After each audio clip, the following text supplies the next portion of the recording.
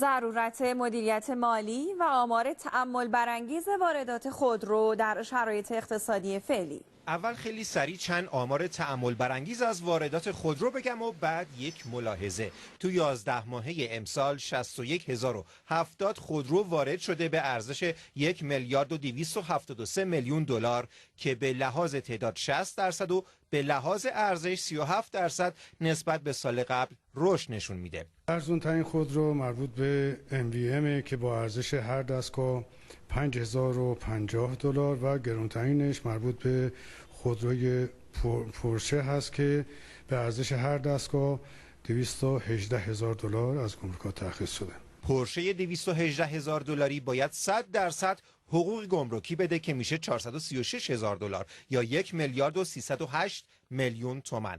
خلاصه کسر پورشه به MVM 67 میشه، یعنی یه پورشه 67 برابر MVM قیمتشه و اگر با پراید بسنجیم میشه یه پورشه 70 تا پراید. اساساً ورود خودرو در نهایت از طریق اتاق اصناف ایران که وابسته به وزارت صنعت معدن تجارت هست قابل ورود و ترخیص است. وقتی تو این شرایط خودروی وارداتی 60% افزایش پیدا میکنه یا حقوق گمرکی خوب تنظیم نشده یا کسایی که مجوز میدن یادشون رفته تحریم و مضیقه ارزی داریم یا همه چی گل و بلبله و ما خبر نداریم.